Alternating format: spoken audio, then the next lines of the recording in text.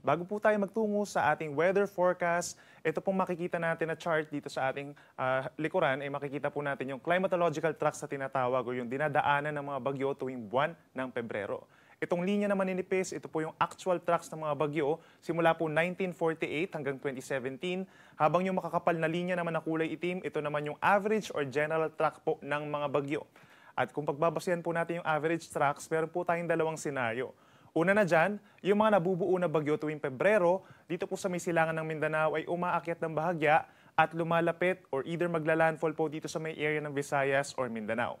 Pero ang ikalawang senaryo po natin ay may nabubuo na bagyo dito pa rin po sa may parteng Philippine Sea or Pacific Ocean, pumapasok ng Philippine Area of Responsibility pero lumilihis ng direksyon or nagre-recurve palayo po ng ating bansa. Yan po yung general track ng mga bagyo tuwing buwan ng Pebrero. Inaasahan po for this month, 0 or 1 po tayo. At kung meron mang bagyo na pumasok ng ating PAR, papangalanan po natin ito na Aghon. For the first time, ito yung magiging unang bagyo for the 2024, for the year 2024. Para naman po sa ating weather forecast, update pa rin doon sa ating low pressure area na minomonitor na nasa labas pa rin po ng Philippine Area of Responsibility.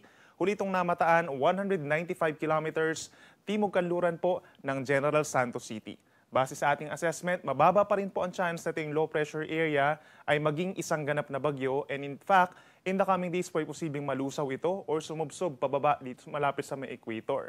At hindi rin natin inaalis yung possibility na papasok ito saglit sa ating area of responsibility pero lalabas din po ito after a few hours.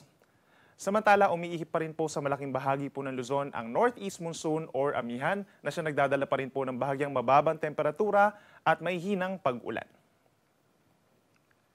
For today po, asahan pa rin po ang makulimlim na panahon in some areas of Luzon, kabilang na dyan ng Aurora, Quezon, and Bicol Region, cloudy skies with some light rains pa rin po dulot ng amihan.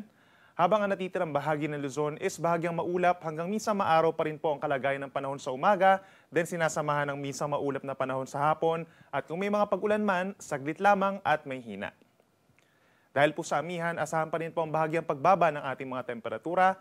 Kung dito sa may Northern Luzon, sa mga kapatagan, nasa 20 to 21 degrees Celsius, yung pinakamalamig na temperatura, habang mas malamig pa sa mga kabundukan, gagaya lamang sa Cordillera, dito sa Baguio City, between 14 to 24 degrees Celsius. Habang dito sa Metro Manila, between 20 to 29 degrees, at sa Tagaytay hanggang 28 degrees Celsius pagsapit ng tanghali. Sa ating mga kababayan po dito sa Visayas, pinakang uulanin po itong Central Visayas, lalo na yung southern portion ng Cebu, Bohol, and Negros Oriental as well as Siquijor.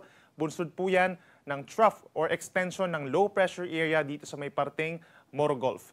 At asahan din po yung mga pag-ulan dito sa may southern Leyte. Kalat-kalat na ulan ng thunderstorms po yan, kaya't mag-ingat sa mga posibleng pagbaha at pagguho ng lupa. Ilang areas pa magiging cloudy rin po, kagaya na lamang dito sa may Negros Occidental at Leyte Province, habang ang Panay Island and Samar Provinces, partly cloudy to cloudy skies naman na sinasamahan lamang ng mga saglit na pag-uulan. Temperature natin sa malaking bahagi po ng Visayas is between 24 to 30 degrees Celsius. Sa ating mga kababayan po sa Mindanao, uulanin pa rin po ngayon ang inyong lugar dahil yan sa epekto ng low pressure area, at pinakamalalakas pa rin po sa may eastern side and southern portions, Caraga, Davao Region, and Soxargen.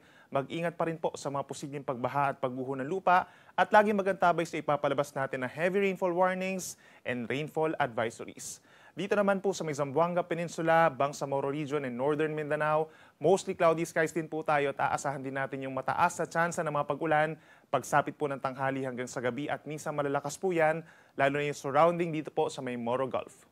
Temperature natin, kung dito sa may Zamboanga, between 25 to 32 degrees Celsius, habang hindi mainit dito sa may Davao City, hanggang 26 degrees Celsius lamang.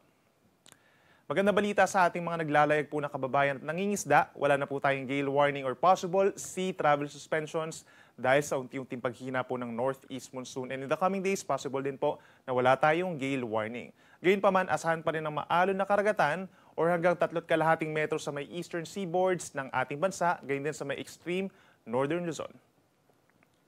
At tulad ng nabanggit natin kanina, unti-unting hihina po yung ating northeast monsoon.